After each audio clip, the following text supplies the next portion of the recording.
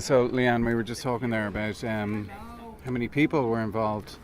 Yeah, so you have two crews of 12. The men's crew have 12 and the women's crew have 12. So you have a total of 24 rowers.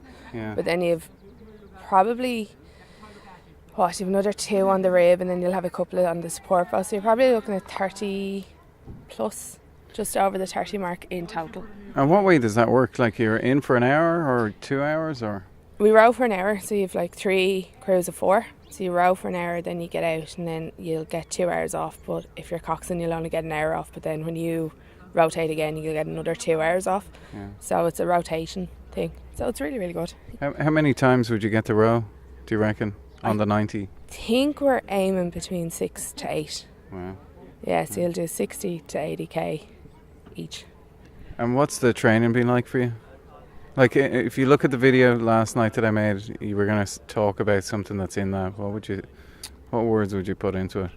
I think everybody's looking really well in that video, actually. And yeah, no, we're all round to go. So we've 6 months now training behind us, so has to stand with us now. You can see how sharp it is, like just the changeovers and everything. It's all kind of, it's not the video that looks good, it's the training that I was seeing coming out of it, Yeah, because we've decided now what we do is we're going to set our foot rests. So each stroke person, there's 3 of them, so they'll have their foot rests adjusted in one position so they don't change, so we're not wasting time. Then when it comes to doing changeovers, it's literally unstrap your feet, oars in, one out, one in, one out, one in, so it's literally bang, bang, bang, done. So you kind of found the people at the right size for each seating position? That was George's decision, that wasn't ours. He picked all the crews, put us together, and everyone has just gelled, so it's been great. Yeah. Those 20-30 seconds though make a difference, don't they, compared to a minute and a half or...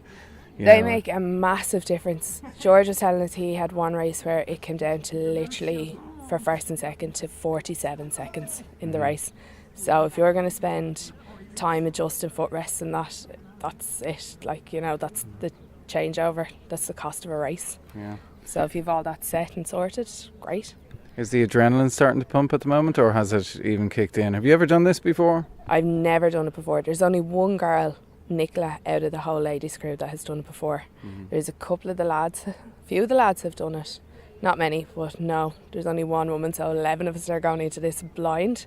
No, adrenaline is pumping, and it's one of those things now where it's like ignorance is bliss. We're being told, this can happen, that can happen. We're just going, just go in blind and see how we go. Yeah. Well, look, I heard Jack tell me earlier about 10Ks. And I used to train 12Ks, and it does make you kind of impervious to anything when you're training those. And it's non-stop, isn't it? You can't drop the oar for the 10, 12K. Yeah? No, you can't. It's a constant go, go, go. But it's great though. Like what we started off was 4 or 5K and then just built it up to the 10. So yeah, if we can do 10 in an hour, we're happy. Yeah, and I do know that feeling. It does.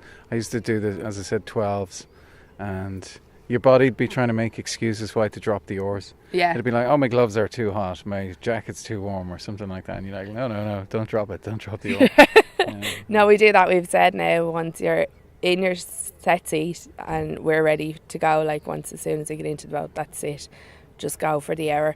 Now, we have been told there could be times where you're not going to cover the 10K in the hour. Like you could cover, depending on tides and wind and all that, you could cover a lot less. But then if it's really, really good conditions, you actually could cover more ground in the hour. So yeah, just take it as it comes. I have one other question for you. One thing I noticed is it's quite a closed group. It's now closed isn't maybe the right word for it. It's friends and family that are involved in this, isn't it? And your friends outside of it, is that right as well? Yeah, there is 3 rowing clubs I think making it up. We have Dalkey, Greystones and Wicklow and Bartry. So we've 4 rowing clubs. But no, none of us actually really knew each other until we met to do the challenge. And we are like a little family now, because you've trained with these people 4 and 5 nights a week, and we get out of the boat and we go for coffee, and we have done stuff like that. So yeah, we have become a little family, and we have learnt now that we all look out for one another, and it's great. Yeah, and wait for each other at the dock in the morning sometimes as well. Yeah, and then we did have one of the girls had to drop out, unfortunately, and it was a blow to us, but at the end of the day she's coming on the support crew, so she's still going to be there with us, so it's great. We'll have everyone back together. What's been the highlight so far? Is there a highlight or a low light? Or I think highlight so far is watching everyone train for this, and watching now everyone starting to get really excited. We've 2 weeks, a week and a half left, so it's great now to see everyone come together, pull together. Yeah, it is. It's great. Even the lads crew are great at helping out the women and vice versa. So we've really pulled together on this one.